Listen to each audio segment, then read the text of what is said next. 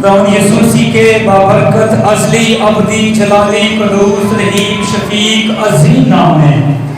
आज आपकी सलामती हो, आपकी भी हो। और खुदा की शुक्रगुजारी करते हैं इस बात के लिए कि उसने अपने बेटों को, अपने लोगों को, जैसी भी उनकी आवाज है, जैसी भी उनके गलों की आवाज निकलती है, जैसे भी होठों का फल उन्होंने खुदावंद की हुजूरी में पेश किया है, खुदावंद ने बखूर की मानद उनको कबूल किया। तो मेरे अज़ीज़ों, कलामे अक़दस इस बात का गवाह है कि यीशु मसीह कल और आज बल्कि अब तक यकसां है। Hallelujah, hallelujah.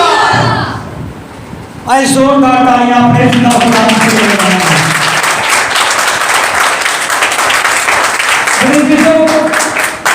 ना तो ये किसी टीम के लिए है और ना किसी खादम के लिए है और ना ही किसी और के लिए, बल्कि जिंदा खुदा के रूह कुद्स के लिए है, जो हमारी जिंदगियों से हम कलाम होता, हमसे बात करता, हमसे बात करने के बाद हमारी तरबियत करता, हमें तनबीह करता और हमें सिखाता है और बताता है कि हमारा खुदा जिंदा खुदा है।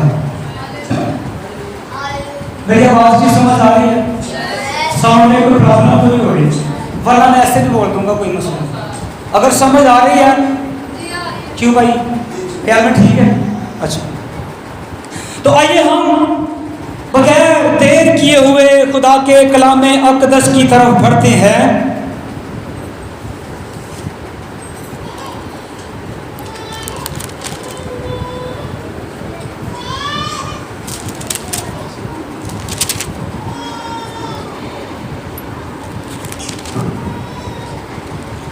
मुक़द्दस मरकस रसूल की मार्फत लिखा गया अंजीली बयान और उसका बाब नंबर 8वां है और उसकी आयात जो है हम 14वीं आयत से लेकर 18वीं आयत के आखिर तक कलाम मुक़द्दस में से तलावत को सुनेंगे। मुक़द्दस मरकस रसूल की मार्फत लिखी गई यीशु मसीह की अंजील और उसका 8वां बाब और उसकी 14वीं आयत से लेकर 18वीं आयत, यानी कि 4 आयात का मुतालिया करेंगे। हाँ जी, निकालिए सामने। यहाँ पर कलाम खुदा के अंदर यूं मरकूम है, लिखा है, और वो रोटी लेना भूल गए थे, और वो रोटी लेना भूल गए थे और कश्ती में उनके पास एक से ज्यादा रोटी ना थी, और उसने उनको ये हुक्म दिया कि खबरदार फरीसियों के खमीर और हेरोदीस के खमीर से होशियार रहना। और आपस में चर्चा करने लगे और कहने लगे कि हमारे पास रोटी नहीं, मगर यीशु ने ये मालूम करके उनसे कहा, तुम क्यों ये चर्चा करते हो कि हमारे पास रोटी नहीं? क्या अब तक नहीं जानते और नहीं समझते? क्या तुम्हारा दिल सख्त हो गया है? आंखें हैं और तुम देखते नहीं, कान हैं और सुनते नहीं। और क्या तुमको याद नहीं जिस वक्त मैंने वो 5 रोटियां 5000 के लिए तोड़ी तो तुमने कितनी टोकरियां टुकड़ों से भरी हुई उठाई? उन्होंने उससे कहा 12। और जिस वक्त 7 रोटियां 4000 के लिए तोड़ी तो तुमने कितने टुकड़ों से भरे हुए उठाए? उन्होंने उनसे कहा 60। उसने उनसे कहा, क्या अब तक नहीं जानते, नहीं समझते? खुदा के कलाम मुक़द्दस के पढ़े सुने समझे और खोले और गौर किए जाने पर खुदा की बरकत है। सब कहें आमीन। तो मेरे अजीजों, यहाँ पर यीशु मसीह अपने शागिर्दों के साथ हम कलाम होते हुए, गुफ्तगू करते हुए उनको 6 बातें कहते हैं। कितनी बातें कही हैं? 6 बातें कही हैं। और यीशु मसीह ने उनको याद दहानी कराई है। और इससे पहले फरीसियों के साथ, फकीयों के साथ यीशु मसीह की जो टकरा हुआ है, फकी फरीसी यीशु मसीह को आजमाना चाह रहे हैं। फकी फरीसियों ने आपस में गठजोड़ कर लिया और कहा कि हम यीशु मसीह को आजमाते हैं। और फकीर फरीसियों ने क्या किया कि यीशु मसीह को आजमाने के लिए, उसके साथ बहस करने के लिए यीशु मसीह से कहते हैं हमें कोई आसमानी निशान दिखा। क्या कहते हैं? आसमानी निशान दिखा। तू जो कहता है कि तू खुदा का बेटा है, तू जो कहता है कि तू खुदा में से निकला है, तू जो कहता है कि मैं खुदा की तरफ से आया हूं, तू जो कहता है कि खुदा मुझ में है और खुदा मुझ में से हम कलाम होता है, तू जो कहता है कि खुदा मुझ में काम करता है, तो हमें आसमानी निशान दिखा ताकि हम देखें कि वाकई तेरे अंदर कुदरत है। तो वो फकीर फरीसियों का टोला जो है वो यीशु मसीह को आजमाने के लिए आया है और उससे सवाल करता है कि तू हमें आसमानी निशान दिखा। और यीशु मसीह ने उनको जवाब दिया। उसने अपनी रूह में आँख खींच कर कहा, इस जमाने के लोग क्यों निशान तलब करते हैं? मैं तुमसे सच कहता हूं कि इस जमाना के लोगों को कोई निशान ना दिया जाएगा। तो फकीर फरीसी निशान तलब कर रहे हैं और यीशु मसीह से कहते हैं कि तू हमें आसमानी निशान दिखा, हमारी नजरों के सामने, हमारे रूबरू कोई ऐसा मौजूदा करके हम समझें कि तू खुदा का बेटा। अब शागिर्द जो हैं, हमने 14वीं आयत से पढ़ा, शागिर्द जो हैं वो यीशु मसीह के साथ कश्ती में सवार हैं और कश्ती में सवार होने के बाद सफर पर निकलने लगे हैं। तो वो सोच रहे हैं कि हमारे पास तो रोटी नहीं है। यीशु मसीह कह रहे हैं तुम ना तो हेरोदीस के खमीर में से कुछ लेना और ना फरीसियों के खमीर में से कुछ लेना। इससे पहले टकरा हो चुका है, इससे पहले वो यीशु मसीह का टाकरा उनसे हो चुका है, फरीसियों का। और यीशु मसीह अपने शागिर्दों को वार्निंग दे रहे हैं कि फरीसियों के और हेरोदीस के खमीर में से कुछ ना, उससे होशियार रहना, कुछ ना लेना। तो मेरे अजीजों, कश्ती में सवार होते हुए शागिर्दों के ज़हन में आया कि यीशु मसीह को हमें मना कर रहे हैं कि ना तो हेरोदीस के खमीर में से लेना और ना फरीसियों के खमीर में से कुछ लेना, तो हमारे पास तो रोटी है ही नहीं सिवाय एक रोटी के। तो हम क्या खाएंगे, क्या पिएंगे, कैसे अपनी भूख को मिटाएंगे? वो फिक्र के अंदर है, वो फिक्रमंद होते हुए एक दूसरे के साथ बातचीत कर रहे हैं, बुड़बुड़ा रहे हैं कि एक रोटी है, कैसे गुजारा होगा। यीशु मसीह ने वार्निंग दे दिया, वहां से कुछ नहीं लेना, वहां से कुछ नहीं खाना। तो वार्निंग मिल गया, रोटी लेकर करेंगे क्या? अब इससे आगे यीशु मसीह उनसे पहली बात कहते हैं, 6 बातें हैं, उनसे कहते हैं जब यीशु मसीह ने देखा कि वो आपस में रोटी के लिए आपस में बुड़बुड़ा रहे हैं, आपस में गुफ्तगू कर रहे हैं, रोटी की तरफ के लिए आपस में परेशान हैं, तो यीशु मसीह को पता चल गया। यीशु मसीह ने जान लिया कि ये कौन सी बात कर रहे हैं, किस चीज के लिए बात कर रहे हैं। तो यीशु मसीह उनसे कहते हैं, उनके ख्यालों को जानने के बाद यीशु मसीह ने कहा, तुम क्यों चर्चा करते हो कि हमारे पास रोटी नहीं है? इससे पहले जरा पीछे जाए, इन्हीं आयात के अंदर थोड़ा पीछे जाते हैं तो यीशु मसीह के पीछे एक बहुत बड़ी भीड़ उसके कलाम को सुनने के लिए, उसके मौजूद को देखने के लिए उसके पीछे पीछे चली आती है। शागिर्द भी साथ हैं, यीशु मसीह भी साथ हैं और पीछे एक बहुत बड़ी भीड़ है। औरतें भी साथ हैं, बच्चे भी साथ हैं, मर्द भी साथ हैं, बूढ़े भी साथ हैं। लिखा कि शाम का वक्त हो गया, शाम का वक्त आन पहुंचा और यीशु मसीह ने अपने शागिर्दों को कहा कि इनके खाने का बंदोबस्त करो, इनके खाने के लिए इंतजाम करो। और शागिर्द कहते हैं कि जितनी बड़ी भीड़ आई है ना, जिन्हें लोग साढ़े पीछे आ गए ना, सोने चांदी के 300 सिक्के भी होना तो इन्होंने रोटी नहीं पूरी हो सकती। वो फिक्रमंद हो गया। यीशु मसीह कह रहे हैं उनको रोटी दो, और हमारे पास तो इतने ज्यादा रकम भी नहीं है कि हम पास के गांव से रोटियां खरीद कर इनको दे दें। तो वो फिक्रमंदी के अंदर है और वहां से आवाज आती है, यहाँ एक बच्चा है, उसके पास कितनी रोटियां हैं? कितनी रोटियां मैडम?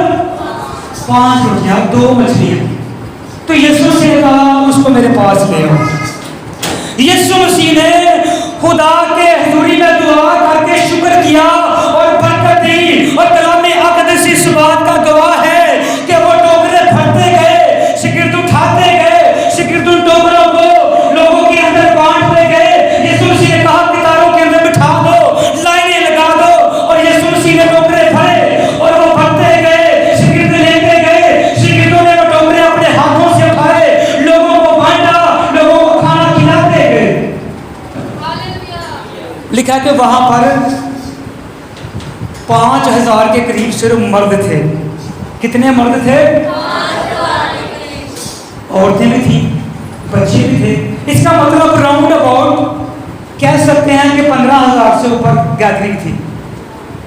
तो यीशु मसीह रोटी तोड़कर शुक्र कर रहे हैं और खुदा बाप की स्तुति में शुक्र करते हुए देते जा रहे हैं, शागिर्द पकड़ते जा रहे हैं, शागिर्द बांटते जा रहे हैं। रोटी खत्म नहीं हो रही, टोकरे खत्म नहीं हो रहे, शागिर्दों ने देते गए, बांटते गए, और सब लोगों ने खाकर सब लोग सेव हो गए। और यीशु मसीह ने कहा कि कोई भी टुकड़ा जाया ना जाए, सब टुकड़ों को इकट्ठा करो। और लिखा है कि यीशु मसीह ने पूछा कितने टोकरे भरे? उन टुकड़ों से 12 टोकरे जो बच गए थे। तो शागिर्दों ने क्या किया? यीशु मसीह के साथ वो सारा प्रोसेस जो है खाने पीने का लोगों के सामने बांटा, लोगों को दिया।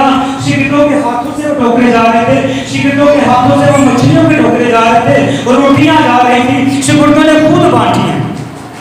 और यहाँ पर कश्ती में सवार होते हुए कहते हैं कि हमारे पास तो यीशु मसीह ने मना कर दिया, कहाँ से खाएंगे? तो यीशु मसीह कहते हैं, उनसे कहते हैं पहली बात, तुम क्यों चर्चा करते हो कि हमारे पास रोटी नहीं है? यीशु मसीह ने फरमाया कि जिंदगी की रोटी मैं हूं, वो जिंदा रोटी जो आसमान से उतरी है मैं हूं। तो यीशु मसीह कहते हैं कि क्यों चर्चा करते हो कि हमारे पास रोटी नहीं? क्या आप तक नहीं जानते और नहीं समझते? क्या तुम्हारा दिल सख्त हो गया है?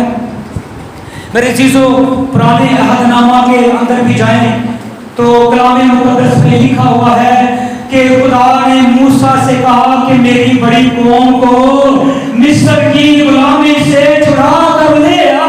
तो जब मूसा ने जाकर वहां पर मनादी कोई लोगों को तैयार किया, लोगों को कलाम सिखाया और कहा कि तुम्हें खुदा आजाद करना चाहता है, तुम्हें खुदा अपने पास वापस ले जाना चाहता है, तो उसने कहा कि तैयारी कर लो। लिखा है कि जब आफतें आई हैं मिस्र के अंदर, तो जब आफत आती थी और जब सारे पैरथों को मिस्रियों को मारा गया, तो मूसा ने कहा कि परवाह करो, उसका खून सारी चौखटों पर लगा दो। जिस इस्राएली के घर पर वो बरे का खून लगा हुआ होगा, मौत का फरिश्ता वहां से गुजर जाएगा, वहां पर कुछ नहीं होगा। लेकिन सारे मिस्री पैरौठे मारे गए। तो वहां से फिर जब वो निकलते हैं गुलामी के अंदर से सफर शुरू करते हैं, तो फिर से दोबारा से फराउन का दिल सख्त हो गया और उसने उनका पीछा करना चाहा, इसराइलियों का पीछा करके उसने सोचा कि मैं इनको रास्ते में ही तबाह कर दूंगा, इनको मार डालूंगा ताकि ये यहाँ से बचकर ना जाएं। मेरी गुलामी से तो छूट गई हैं, लेकिन ये इनको मैं रास्ते में ही राह कर दूंगा। तो इधर उसने अपनी फौज के साथ उनका पीछा कर किया। पीछे फौज है और आगे दरिया आ गया। लोग कहते हैं कि मूसा अब क्या होगा, फिरौनी फौज तो हमारा पीछा कर रही है, तलवारों के साथ, बर्छों के साथ, तीरों के साथ हमारा पीछा कर रही है, अब क्या होगा, अभी तो दरिया आ गया। तो मूसा से खुदा कहता है कि मूसा अपने असा को इस पानी पर, लिखा पानी का, दरिया का पानी दरमियान में से दो हिस्सों में हो गया। आधा हिस्सा पानी का राइट जाने को हो गया, दीवार बन गई, आधा हिस्सा लेफ्ट साइड पर बन गया और दरमियान के अंदर से रास्ता बन गया।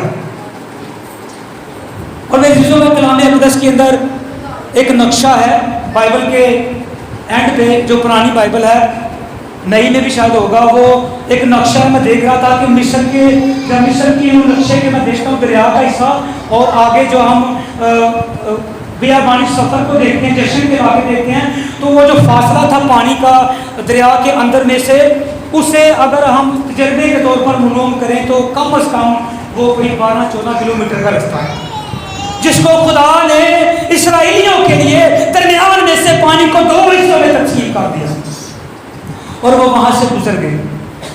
दरिया को पार कर दिया गया। पीछे फिरौनी फौज भी सोच रही है हम भी दरिया को पार करते हैं, इनका पीछा करते हैं, इसी रास्ते में से गुजरकर इनका पीछा करके इनको हलाक कर डालेंगे। लेकिन कलाम मुक़द्दस बयान करता है जब इस्राएली वहां से गुजर गए हैं, इस्राएलियों ने दरिया को पार कर लिया है, जब फिरौनी फौज जो उस दरिया के अंदर उतरी है, उस रास्ता के अंदर उतरी है, तो खुदा ने फिर से मूसा से कहा और वो पानी दोबारा से आपस में मिल गया और सारी फिरौनी फौज फिरौन अपनी फौज के समेत वहां पर घर कर गई। और बात यहां पर खत्म नहीं होती। जब वो दरिया को पार करके बियाबान के अंदर जाते हैं तो उन्होंने कहा कि हमें खाने पीने के लिए हमें खुराक चाहिए।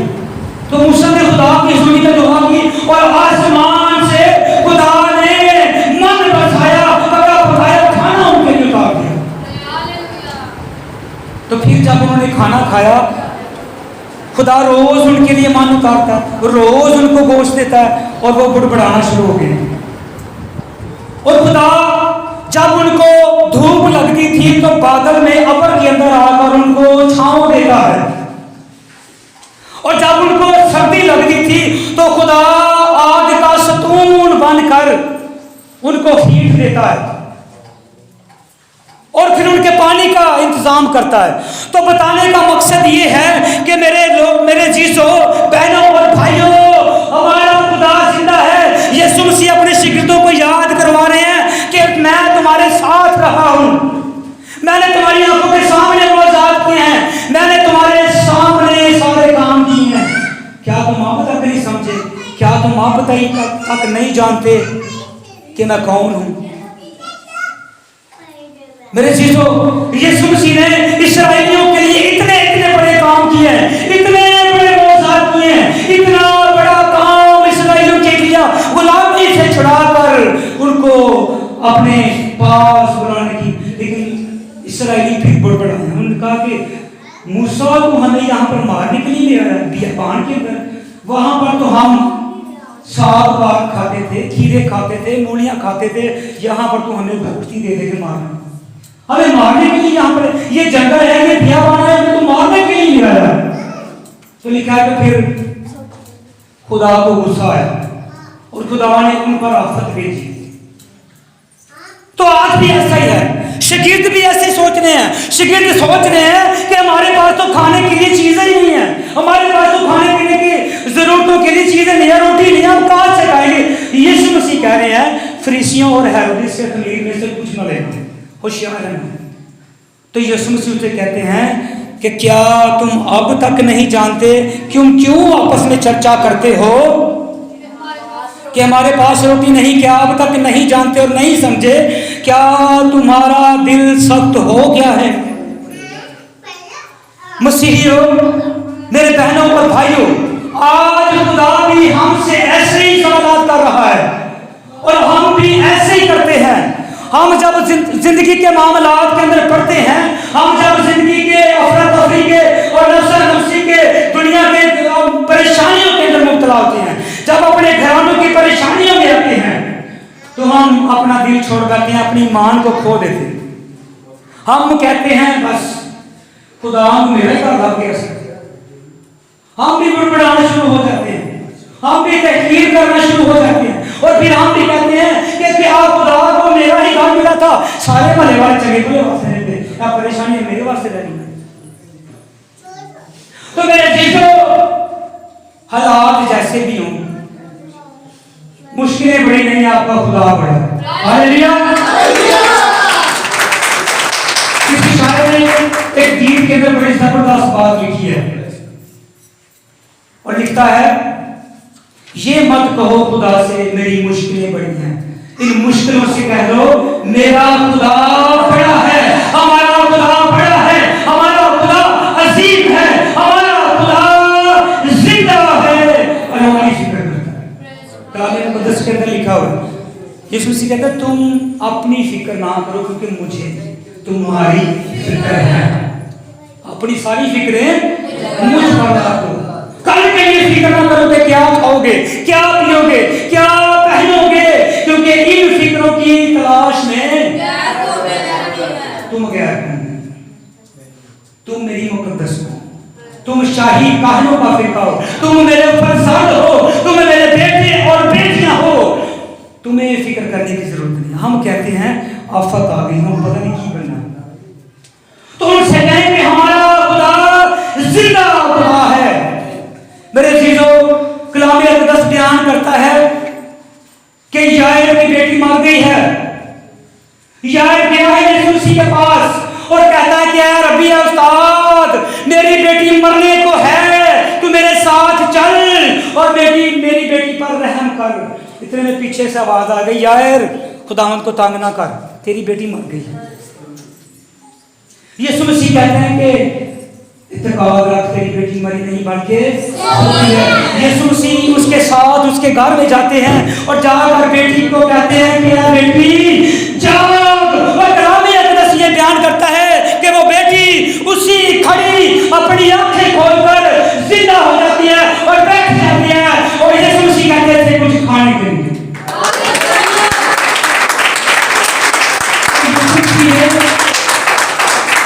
शिगिर्द साथ गए थे, यायर के घर में शिगिर्द साथ गए थे। शिगिर्दों ने ये देखा है, पतरस ने देखा है कि यीशु मसीह के कहने पर वो बेटी जिंदा हो गई है। तो ये कौन है? खुदा है। मेरे चीजों, एक मफलूज को यीशु मसीह के सामने लाया गया। बहुत रश था, बाहर तक भीड़ थी और जगह नहीं थी। उन्होंने उस घर का छत उधेड़ दिया और चारपाई पर बांध कर उस मफलूज को यीशु मसीह के आगे लटका दिया। और यीशु मसीह ने कहा कि मैंने ऐसा ईमान नहीं देखा। ऐ जवान, अपनी चारपाई उठा और चल फिर। उसने जिस चारपाई पर उस नौजवान को लिटा कर था लाए थे, यीशु मसीह ने कहा वो वही चारपाई था और चल फिर। ये है खुदा। ये कौन कर रहा है? ये खुदा शिगिर्दों के सामने हुआ। तो मेरे जीजों, रास्ते में शिगिर्द जा रहे हैं यीशु मसीह के साथ और लिखा है कि जन्म का अंधा राह के किनारे बैठा। जब उसे पता चला तो वो जोर जोर से चिल्लाने लगा कि ऐ रब्बी, ऐ इब्ने दाऊद, मुझ पर रहम कर। तो फिर जब आवाज यीशु मसीह के कानों में पड़ गई तो यीशु मसीह रुक गए। लिखा है यीशु मसीह रुक गए और यीशु मसीह ने शिगिर्दों से कहा कि उसे बुलाओ। शिगिर्द उसके पास गए। शिगिर्दों ने कहा कि उठ, वो तुझे। यीशु मसीह ने क्या किया? जमीन में से मट्टी को लिया, उसमें थूका, उसको साना और उसकी आंखों पर लगा दिया और उसे कहा कि शलोक के पानी में जाकर इसको धो ले। उसने ऐसा ही किया। अंधा था, आंखें नहीं थी, रोशनी नहीं थी। जब वो मट्टी लगा दी गई तो वो चल पड़ा, चलो के पानी में धोता है। तो लिखा है कि उसकी आंखें खुल गई और उसने चर्चा किया, सब लोगों को जाकर मना दी। उन सब लोगों को बताया कि यीशु मसीह ने मेरे लिए ये काम किया है। किसी कहते हैं ये नामुमकिन है, ये जन्म का अंधा था, हम इसके बाप को जानते हैं, इसके दादा को जानते हैं, ये हो भी नहीं सकता। ये कौन करता है? ये खुदा है। शिगिर्द साहब। तो मेरे चीजों, कलाम मुक़द्दस बयान करता है एक कोढ़ी को यीशु मसीह के पास लाया गया और कोढ़ी जो था वो कोढ़ से बड़ा हुआ था, उसके जिस्म पर बहुत ज्यादा कोढ़ था और यीशु मसीह ने जब उस पर हाथ रखा उसका सारा कोढ़ जाता रहा, उसके सारे बदन में से कोढ़ जाता रहा, उसका बदन नर्म और नाजुक बच्चों की मानद होगा। ये कौन है? खुदा है।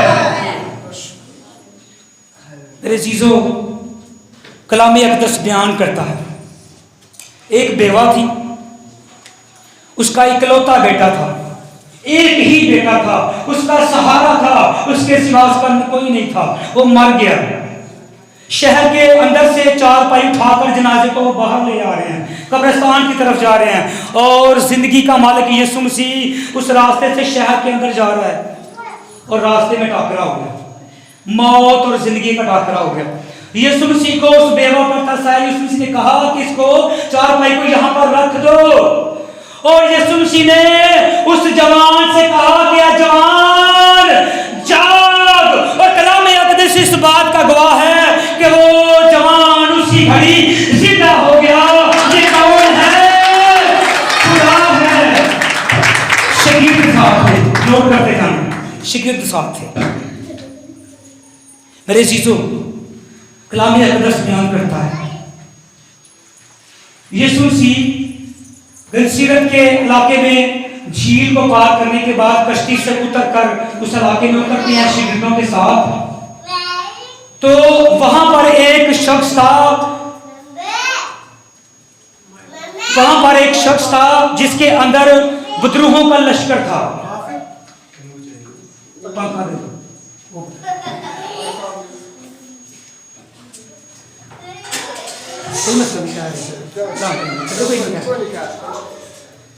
लिखा है कि यीशु मसीह शागिर्दों के साथ कश्ती में से उतरे हैं और जब वो कब्रिस्तान के अंदर दाखिल होते हैं तो वहां पर एक ऐसा शख्स था जिसके अंदर विद्रोहों का लश्कर था और वह यीशु मसीह को देखते ही कहता है कि इब्न दाऊद, हमें तुझसे क्या काम, तू वक्त से पहले हमें अजाब में क्यों डालने के लिए आ गया? तो यीशु मसीह ने क्या कहा कि इस शख्स को छोड़ दे, इसको आजाद कर दे। उसने कहा तेरा नाम क्या? उसने कहा हमारा नाम लश्कर है। इसका मतलब कि वो बहुत ज्यादा तादाद में, हजारों की तादाद में उसके अंदर मौजूद थे विद्रोही। उन्होंने कहा कि ऐसे नहीं खुदावंद यीशु मसीह, तो ऐसा कर कि ये जो सूरों का गौल चल रहा है इनके दरमियान हमें भेज दे। तो यीशु मसीह ने उनको उसमें से निकाल कर उस सूरों के गौल में भेज दिया और लिखा है तो कराड़े पर से झपट कर झील में जा डूबे और मर गए। कराड़े पर से झपटने का मतलब ये जब पहाड़ को ढलान होती है ना नीचे की तरफ, जिन्हों कहते हैं कि थले नूं कासी बनी, ऐसी जगह थी। तो वो सारे के सारे सूअर जिनमें विद्रोह जा चुकी थी वो झील के अंदर जाकर के डूब मरे। तो यीशु मसीह ने उस विद्रोह के लश्कर को हुक्म दिया, उससे कहा कि इस नौजवान को आजाद कर दे। विद्रोह ने भी यीशु मसीह का हुक्म माना और यीशु मसीह के नाम से वो सारा लश्कर उस जवान को आजाद करने के बाद निकल गया है। ये मोहब्बत जो करता है वो कौन है? खुदा है। शागिर्द कहां पर है? साथ। तो मेरी चीजों, कलाम अक़दस इस बात की गवाही देता है कि यीशु मसीह अपने बाप से जो कुछ मांगता था खुदा आसमान से अपने बेटे के लिए उसी घड़ी बर्पा कर देता था। तो ये कौन है? खुदा है। मेरे चीजों, खुदावंद यीशु मसीह के मौजूदात की लिमिट कोई नहीं है। मैं इसको बयान करता जाऊं तो बहुत ज्यादा वक्त लग जाएगा, लेकिन मेरे चीजों खुदा का कलाम बयान करता है। यीशु मसीह ने शागिर्दों से कहा, क्या तुम अब भी नहीं समझे और क्या तुम अब भी नहीं जानते और क्या तुम्हारा दिल सख्त हो गया है? आंखें हैं पर देखते नहीं, कान हैं पर सुनते नहीं। और क्या तुमको याद नहीं कि जिस वक्त मैंने 5 रोटियां और 5000 लोगों के लिए तोड़ी और उनको शेयर किया? यीशु मसीह ने कहा तुमने खुद उन टोकरों को लोगों के सामने तकसीम किया है। तुम खुद उठा रहे थे, उन टोकरों को लोगों के सामने दे रहे थे, खुद तुम रोटियां निकाल कर लोगों के अंदर तकसीम कर रहे थे, खुद तुम मछलियों के टोकरों को भरे हुए को लोगों के अंदर बांट रहे थे। तुम्हारे हाथों से ये काम हुआ, तुम्हारे सामने ये काम हुआ, तुमने देखा भी था, तुमने सुना भी था, तुमने सारा किस्सा अपनी आंखों से देखा है। क्या तुम आप भी नहीं जानते कि मैं कौन हूं? तो मेरे चीजों, मैं आपको बताना चाहता हूं कि खुदा का बेटा यीशु मसीह खुदा है। उसके अंदर जो सिफात हैं, उसके अंदर जो मौजज़ात हैं, उसके अंदर जो अलूहियत है, वो खुदा की अलूहियत है। कलाम मुक़द्दस ये बयान करता है कि यीशु मसीह के अंदर सारी ममूरी और अलूहियत उसके अंदर शमूलियत करती है। तो मेरे चीजों, कलाम मुक़द्दस बयान करता है कि यीशु मसीह मौजज़ात करता था शिगिर्दों के सामने, लेकिन उनकी आंखों ने देखा, उनके कानों ने सुना। आज हमारा भी यही हाल है। थोड़ा सा मसला आ गया ना तो हम गुड़ बनाना शुरू हो जाते हैं, हम भूल जाते हैं, हमारे जहन से निकल जाता है, हमारी सोच के अंदर से वो बात शैतान चुरा कर ले जाता है कि हम जिसकी कौम हैं, हम जिसके बरगज़ीदा हैं, हम जिसकी भेड़ें हैं, हम जिसके बेटे बेटियां हैं, हम जिसकी कौम है, वो कोई आम हस्ती नहीं है, बल्कि जिंदा खुदा है, खुदा का बेटा है। वो जिंदा खुदा का बेटा है, वो खुदा है। और खुदा यीशु मसीह ने कहा, क्या तुम आप भी नहीं समझे? क्या तुम आप भी नहीं जानते? तो मैं, मेरी बेटियों, मेरे भाइयों, बुजुर्गों, मैं आपको बताना चाहता हूं कि आपका खुदा जिंदा खुदा है। तो अपने ईमान को सेट कर लो। ईमान के अंदर मसला है। यीशु मसीह ने 6 बातें अपने शिगिर्दों से इसलिए कही कि उनके ईमान के अंदर मसला था। तो यीशु मसीह ने कहा कि क्या तुम आप भी नहीं समझे? आप भी नहीं जानते? कानों से सुना है, आंखों से देखा है, सारा कुछ किया है, साथ रहे हो, लेकिन आप भी नहीं जानते। ईमान के अंदर मसला।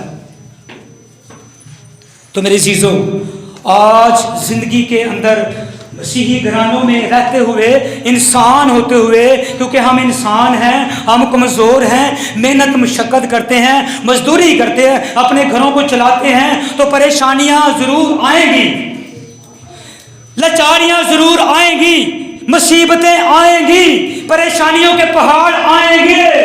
लेकिन इसका हरगिज़ मतलब ये नहीं है कि आप उन परेशानियों के पहाड़ों को, उन मुसीबतों को, उन परेशानियों को अपने आप को दबाने दें। आपने दबाने नहीं देना। वो आपने कहना कि ए लाचारियों, ए कमजोरियों, ए परेशानियों, ए दुखों, ए तकलीफों, तेरा कोई मुझ पर इख्तियार नहीं है, मुझ पर मेरे यीशु का इख्तियार है, मुझ पर मेरे खुदा का इख्तियार है। मेरा बदन उसके लिए है, मेरी रूह उसके लिए है, मेरी ज़बान उसके लिए है, मेरी आंखें उसके लिए है, मेरे कान उसके लिए, मेरा सारे का सारा दरमदार उसके लिए। तो तेरा इख्तियार मुझ पर नहीं है। कलाम मुक़द्दस बयान करता है, बस खुदा के ताबिया हो और इब्लीस का मुकाबला करो तो वो तुमसे क्या लिखा है? आखिर में भाग जाएगा। जब खुदा के कलाम का ये फैसला है भाग जाएगा, तो फिर हम क्यों नहीं भगाते? हम उसको क्यों नहीं निकालते? अपनी जिंदगियों से उसको भागने पर मजबूर क्यों नहीं करते? इसका मतलब अभी मसला है।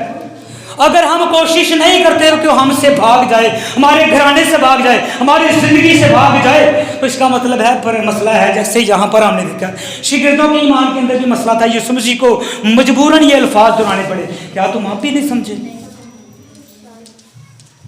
तुम्हारे लिए किसने खून बहाया है? तुम्हारे लिए किसने अपने हाथों और पैरों में कील ठुकवाए हैं? तुम्हारे लिए किसने कांटों का ताज पहना है? तुम्हारे लिए किसने नेजा खाया है? तुम्हारे लिए किसने थप्पड़ खाए हैं? तुम्हारे लिए किसने मार खाई है? तुम्हारे लिए किसने 1 कम 40 घोड़े खाए हैं? तो वो तो कहता है कि तुम्हें ये फिक्र करने की जरूरत नहीं है। तो हम आप ही, कलाम मुक़द्दस बयान करता है कि खुदा किसी को परेशानी और मुसीबत के अंदर मुब्तला नहीं करता। इंसान आप ही अपनी ख्वाहिशों के पाबंद होकर, अपनी ख्वाहिशों के नीचे दब कर परेशानी में मुब्तला हो जाता है। कलाम बयान करता है जब ख्वाहिश जिस्म के अंदर पैदा होती है और हामला जिस्म उसको हामला करता है, जब ख्वाहिश बढ़ जाती है तो वो गुनाह की तरफ ले जाती है। तो हम ख्वाहिशात के ताबिया हो जाते हैं, हम ख्वाहिशात के ज़रिए असर हो जाते हैं, हम अपने आप को, अपने जिस्म को निढाल कर लेते हैं, हम अपनी सोच को कमज़ोर कर लेते हैं, हम अपने ईमान को कमज़ोर कर लेते हैं और मुश्किल हमें आदत आती है। कभी वेख्या भैन ने जो रोटी पकाते हो तवा गर्म होंगे ना, मक्खी की हिम्मत है वो करीब आ बहना तो दूर की गल वो कभी करीब नहीं आ सकती, लेकिन जो ठंडा होगा नचेगी। मैं आपको बताना चाहता हूँ अबलीस भी ऐसे करता है। जब हम ठंडे पड़ जाते हैं, जब हमारे अंदर से मोहब्बत खत्म हो जाती है, जब हमारे अंदर से रुफाकत खत्म हो जाती है, जब हमारे अंदर से मेल मिलाप खत्म हो जाता है, जब हमारे अंदर से ईमान खत्म हो जाता है, तो हम ठंडे पड़ते हैं तो अबलीस हमें आग लगाता है, शिकार कर लेता है। लेकिन जब हम सरगर्म होंगे, जब हम सरगर्म होंगे तो वो नजदीक नहीं आने पाएगा। कलाम मुकद्दस में लिखा है तू नीम गर्म है। क्या है? नीम गर्म। ना तो ठंडा है ना गर्म, दरमियाना है, दोगला है। तेरा दोरा मेरा है, दोरी शरी पाकिस्तानी भी है और गैर मुल्की भी है। तेरा दोरा मेरा है, तू दुनियावी भी है और अपने आप को रूहानी भी कहता है। लेकिन खुदा का कलाम बयान करता है, कलाम मुकद्दस कहता है तू सरगर्म हो जा तो इब्लीस का कोई चाल तुझ पर नहीं चलेगी। जब तू खुदा के ताबे हो जाएगा, इब्लीस को भागना पड़ेगा, इब्लीस को निकलना पड़ेगा, इब्लीस को जाना पड़ेगा और वो तुझसे दूर हो जाएगा। हालेलुया। तो मसला है, मैं आपको बताना चाहता हूं मेरे जीजो, आज बाद दोपहर मसला है। यीशु मसीह ने फरमाया यूहन्ना की इंजील के अंदर, मैं दुनिया के अंदर आग लगाने आया हूं, और अगर लग चुकी होती तो क्या ही खुश होता। इसका मतलब यीशु मसीह अभी खुश नहीं हुआ, आग लगी नहीं है बराबर, अभी प्रॉपर आग लगी नहीं है। यीशु मसीह चाहता है कि सबके अंदर ये आग भड़क उठे, रूह कुद्दस की आग हर एक को लपेट में ले ले, भाइयों को भी ले ले, बुजुर्गों को भी ले ले, नौजवानों को भी ले ले, बेटियों को भी ले ले, बच्चों को भी ले ले, बहनों को भी ले ले, और इस लपेट में जब ले लेगा तो यीशु मसीह कहता है मैं खुश हो जाऊंगा। अभी यीशु मसीह खुश नहीं, आग लगी नहीं है। पिछले दिनों बहन मगदलीन से बात हो रही थी तो मैं उनसे कह रहा था कि मैं जब दुआ कर रहा था तो दुआ के बाद मैंने आंख बंद रखी है, खुदा मुझे दिखा रहा है कि कलीसिया के घरानों पर सब पर खुदा की आग ठहरी हुई है, लेकिन 3 ऐसे घराने हैं जिन पर आग ठहरी नहीं हुई। मेरे चीज़ों में आपको बताना चाहता हूँ कि 3 ऐसे घराने थे उन पर खुदा की आग नहीं ठहरी हुई थी, और बहन ने बताया कि यहाँ पर बहुत बड़ा मसला हुआ है। तो मेरे चीज़ों, खुदा का रूहुल कुद्दस बताता है, खुदा का रूहुल कुद्दस गाइड करता है। जब हम खुदा के ताबे रहेंगे, उसकी हुजूरी के अंदर रहेंगे, खुदा को अपना दिल, जबान, सोच, अकल हर एक चीज उसके ताबे कर देंगे। जब रूहुल कुद्दस के ताबे होंगे तो रूहुल कुद्दस बताएगा और फिर शैतान निकलेगा। तो अभी मसला है मेरे जीजो, हमारी ज़िंदगी के अंदर मसला है, हमारे ईमान के अंदर मसला है, घरानों के अंदर मसला है और सोचों के अंदर मसला है। तो इस मसले को दूर कौन कौन करना चाहता है? अपने हाथों को बुलंद करेंगे। आज जो जो अपनी ज़िंदगी यीशु मसीह को देना चाहता है वो यहाँ पर सामने आ जाएगा। मेरे चीज़ों, खुदा बार बार मौके नहीं देता। खुदा के कलाम में मुकद्दस के अंदर लिखा हुआ है तो तौबा कर, रुजू ला, तो आसमान से, खुदा की हुजूरी से तेरे लिए ताज़गी के दिन आएंगे। आज जो जो जिंदगी अपने आप को खुदा की हुजूरी में मिलना चाहती है वो सामने आएंगे। जो अपने गुनाहों को शर्माता छुपाता है वो सरफराज कामयाब ना होगा, और जो अपने गुनाहों को खुदा के सामने रख देता है खुदा उसको माफ फरमा कर अपने पास ले लेता है। तो मेरे चीज़ों में मौका, जो जो अपनी जिंदगी को खुदा के रूह कुद्दस के ताबे करके अपने आप को बदलना चाहता है, आइए जिला खुदा के सामने हाजिर हो जाए। हालेलुया।